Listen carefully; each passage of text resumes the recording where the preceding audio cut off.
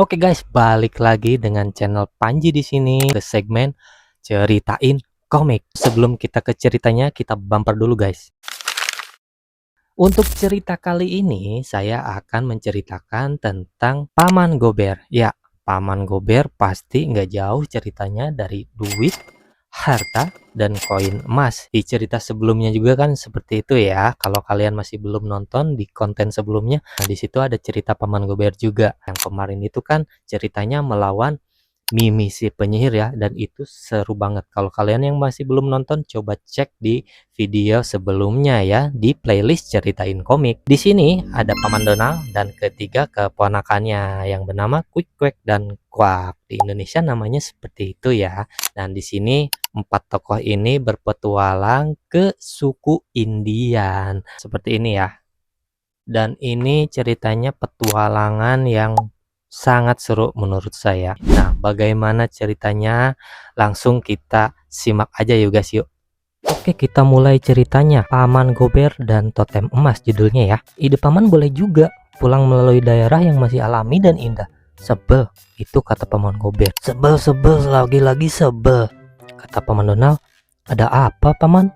Ada yang menyesakkan hati ya? Aku punya kenangan mengenaskan di daerah ini anak-anak. Dulu emasku seharga 1 miliar hilang di sini dan tidak pernah kembali.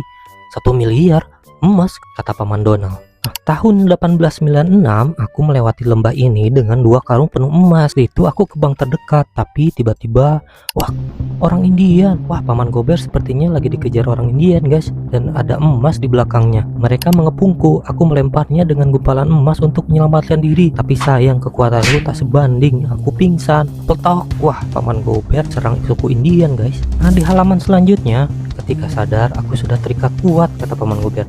Si muka pucat ini telah memasuki daerah perguruan kita. Kita harus mengambil berkilo-kilo gumpalan kuning dari bumi ini.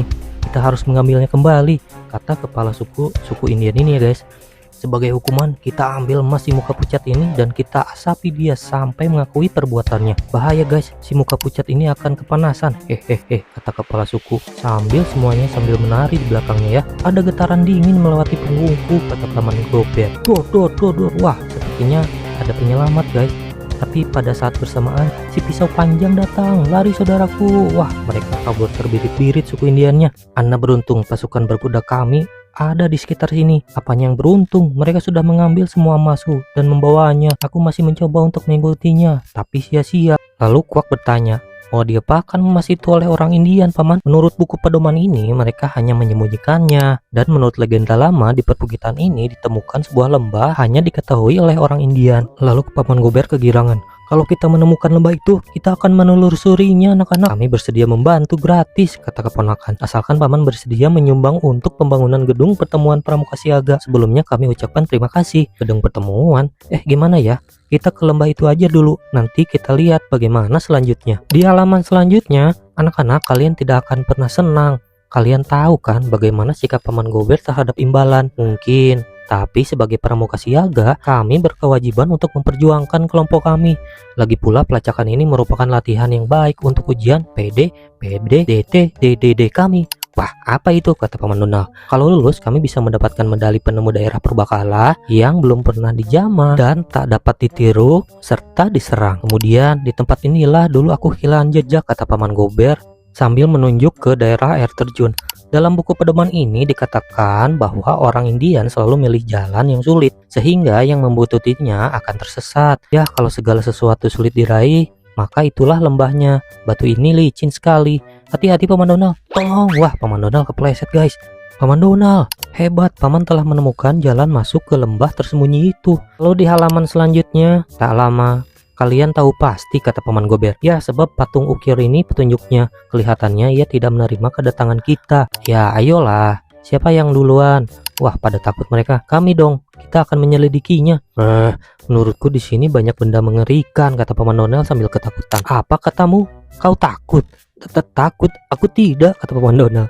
Yuhu, Paman Gober, Paman Donald. Lihat apa yang kami temukan ini. Wah, mereka pada kaget guys. Ini hanya topeng kok untuk menakut-nakuti penagih hutang. Sepertinya berhasil. Wah, mereka pingsan guys setelah beberapa jam berjalan. Astaga, inilah lembah tersembunyi. Orang Indiannya tidak ada. Cuma banyak patung totem dan wigwam. Semuanya persis seperti masih ditinggali orang Indian. Itu apa sih? Tanda kepemilikan yang diletakkan di depan wigwam untuk menolak tamu tak diundang. Tapi kita tidak perlu pedulikan itu. Wah, mereka kaget guys. Selamatkan diri kalian. Di sini masih ada orang Indiannya. Tolong. Wah, mereka kaget banget ya guys ya. Hei, tunggu. Wah, otak orang Indian. Aku sudah tahu. Sebentar lagi kita akan dikuliti. Kami tidak menakut-nakuti kalian kok, kata orang Indian. Masa sih? Kenapa harus begitu?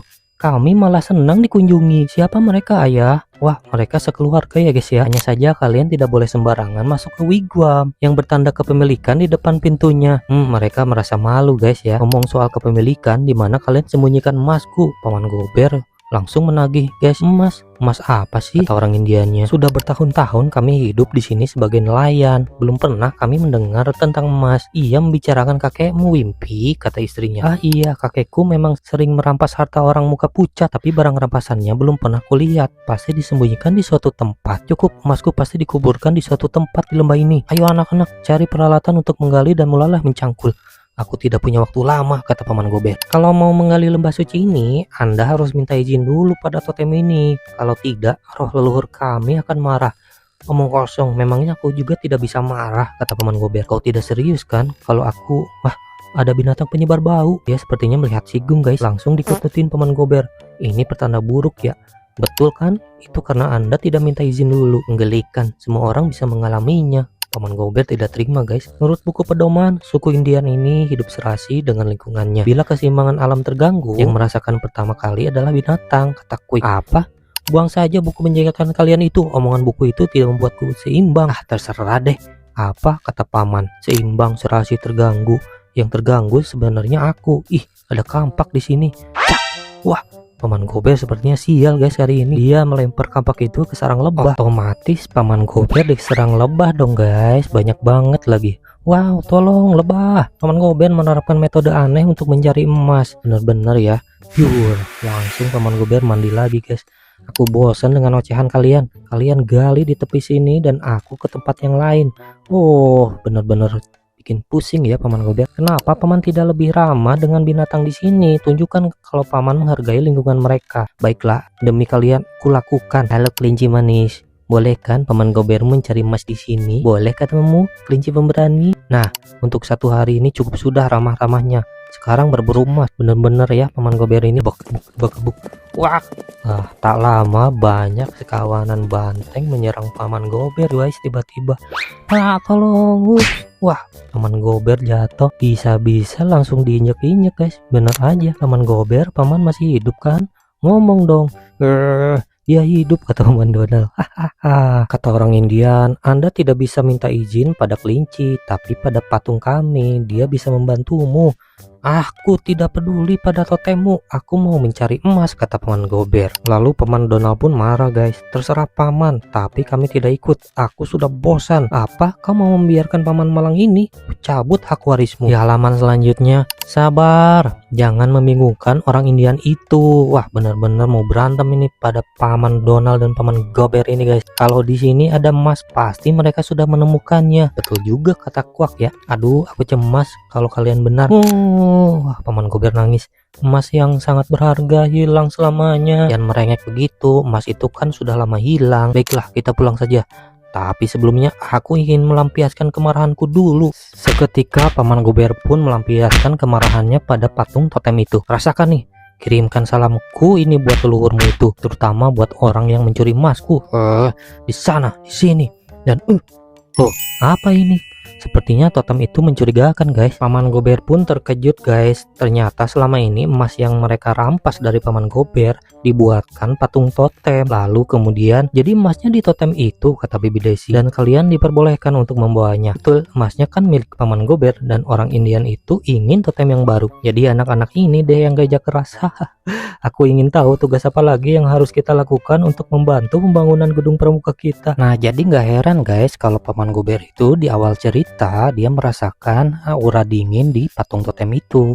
Menarik sekali kan untuk ceritanya kali ini. Nah, buat kalian yang baru lihat channel ini, saya ingatkan lagi buat subscribe ya di channel ini biar akun channel ini berkembang ke depannya. So, sekian saja untuk cerita kali ini. Bye bye.